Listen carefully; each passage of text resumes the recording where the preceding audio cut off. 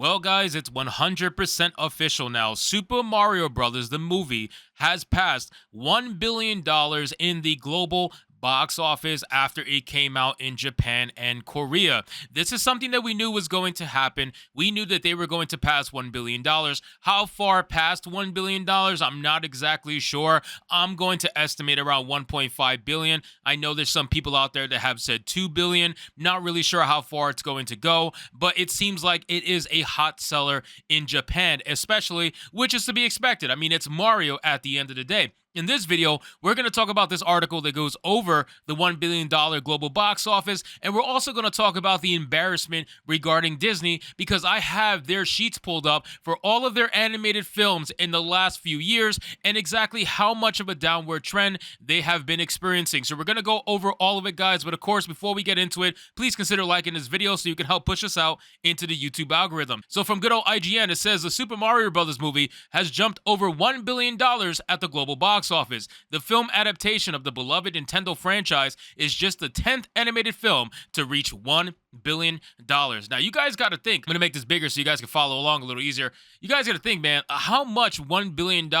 is, especially for an animated film, right? Super Mario Brothers is just a timeless IP. There's no way that if you put out a Super Mario game or a Super Mario cartoon or a Super Mario book or a Super Mario movie, there's no way if you put out a Super Mario anything and you stay true to the source material that it's based on, there's no way you're going to fail. I don't see it happening. Super Mario Brothers is that big of an IP all across the globe that it's just pretty much guaranteed to make money. You know what I mean? It's basically what Star Wars used to be before Kathleen Kennedy and Bob Iger got their hands on it. So let's get into this article and see what it has to say. It says Super Mario Bros. Movie has jumped past $1 billion at the global box office and has become the 10th animated film to achieve that impressive milestone. It took the Super Mario Bros. Movie only 26 days to cross $1 billion, and it will once again win the weekend box office with ease. Alongside being the 10th animated film to cross $1 billion, it's also the 10th biggest animated film of all time, as it has now passed Despicable Me 2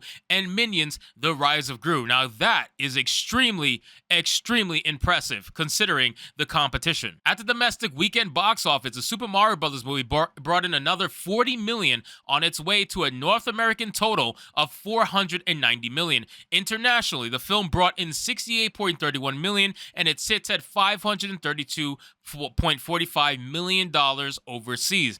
In addition to being the third Illumination film to earn $1 billion after Minions and Despicable Me 3, it is the seventh biggest Universal film of all time, as it has defeated Jurassic World Dominion and the original Despicable Me. So it seems like Illumination Studios is just putting out banger after banger. It seems like they know exactly what they're doing when it comes to animated films, and at least somebody knows how to, because let's be real, Disney has not put out a banger in quite a while, and I'm going to showcase that to you in a couple minutes. So it says, as previously mentioned, the Super Mario Bros. Movie has once again won the domestic box office, and it looks to most likely be its last weekend on top, as Guardians of the Galaxy Volume 3 is ready to take it on in just a few days. I wouldn't be surprised if Guardians of the Galaxy 3 does in fact do better than Super Mario Bros. Did in the opening weekend, but I don't see it having that lasting power that Super Mario Bros. Has. I don't see it making as much money as this movie will make in the long term. Yeah, it might have a strong opening weekend. It definitely might, but I just don't see it having that long-lasting effect. But don't get me wrong, a lot of people do love the Guardians of the Galaxy series, so I might be wrong on that. And I have no problem admitting it if that's exactly what happened. Now, here's the funny thing. The fact that this movie hit $1 billion in only 26 days is incredible to me, because Disney literally kept Black Panther: Wakanda Forever in the movie theaters for an ungodly amount of time. They kept it there as long as they possibly could to try to squeeze out every dollar they could out of that movie, simply because they wanted to show the highest number possible, and they only reached $800 some odd million. They never hit a billion like the original Black Panther did. They were short by about $400 million, and that's also not even accounting for inflation, because obviously things are much more expensive now than they were when the original Black Panther came out. So it's just a double sad moment for Disney. It says, however, that's next week, and this week it can enjoy its victory over Evil Dead Rises, 12 million second place performance, as reported by ComScore. Are You There, God? It's Me, Margaret, placed third with $6.8 4.8 million. John Wick Chapter 4 took fourth place with 5 million, and Dungeons and Dragons Honor Among Thieves rounded out the top 5 with $4.1 million.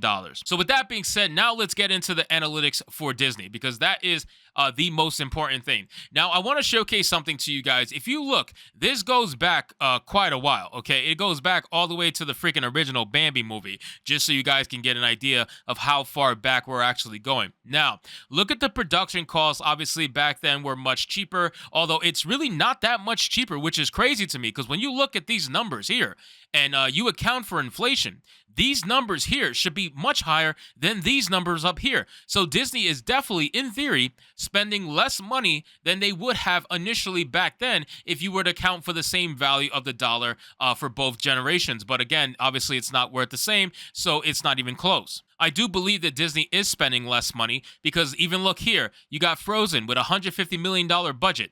That was in 2019. Much cheaper back then. And you have something like Strange World with a $135 million budget, and Encanto with a $150 million budget, and that is in today's current inflated times. So that's one thing. Now, obviously, Disney does have a couple of hits here in this list. It's not many, but they do have a couple. Frozen is their massive moneymaker, okay? Frozen, without a doubt, is their biggest money-making machine by far, right next to Zootopia. Zootopia was a big money-making machine for them as well, but Frozen is guaranteed printing money at this point. It's insane how much money Frozen makes for Disney. And if you were to take out the profits from both Frozen 1 and Frozen 2, the amount of money that Disney made, and I'll show you at the bottom, would have been damn near a break even with just removing those two movies. So as I said, Disney is in a downward trend. Look at the amount of money they were making before they got woke. Look at these statistics. Frozen with a $150 million budget made $1.2 billion back in 2013.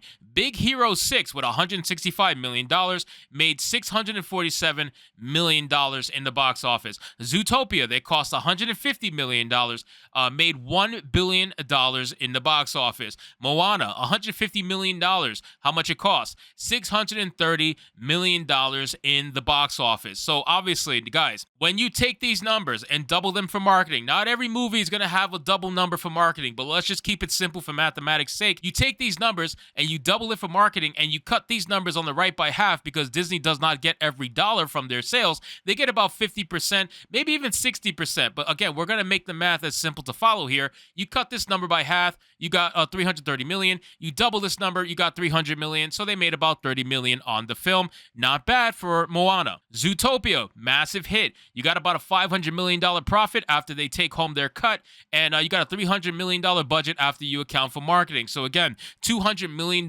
made there. You got even more money made on Frozen. You guys get the idea. Now, let's go into the time where they decided to get woke, which is very recent in 2021 and onward. You have Raya and the Last Dragon. They don't reveal the budget. Shocker. Anybody shocked at the fact that they don't release the budget for this film? I'm not. But again, it had $116 million in the global box office. So when you take half of that, you're looking at about 50 to 60 some odd $million. Highly doubt that the budget is that low, especially when you account for marketing. Us, again, they don't have statistics on it. Encanto, $150 million production budget. Double that, you get to about $300 million. They made only $231 million globally. That's it. You take that number in half and you are nowhere near the original budget, let alone the budget when you account for marketing. They lost an ungodly amount of money from this film. Then you have Strange World with a budget of $135 million. Only made $69 million in the box office. You take that number by half and you double this number, and my God, does it get ugly. Now, this is the proof that you guys need to realize that Disney is not making their money that they used to on their animated films. If they come out with another Frozen film, yeah, they might make a ton of money. If they come out with another Moana or Zootopia or something along those lines, yeah, they might make their money. Are they going to make as much money as they used to? Who knows? With Frozen, they might. With other IPs, probably not. Frozen is one of those freak of nature IPs that anytime Disney needs some money quick, they could just release another Frozen film and they're probably going to get it. Now, when you look at the total number here and you go down, you got a total number here of a production budget of $2.7 billion. It's almost $2.8 billion. Double that for marketing on average, and you're somewhere in the $5 billion range. They have a total domestic box office and worldwide box office of $10.712 billion.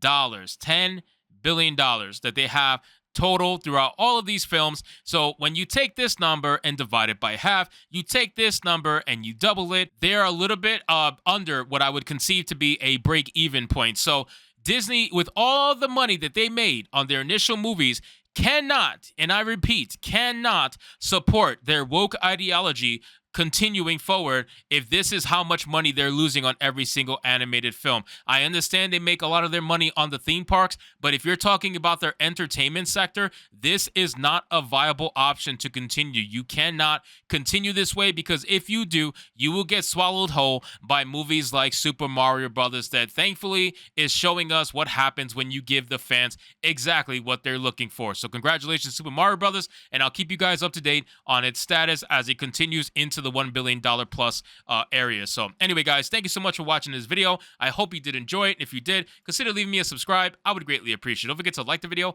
comment, let me know what you thought, and I'll see you guys on the next one. Hypnotic out.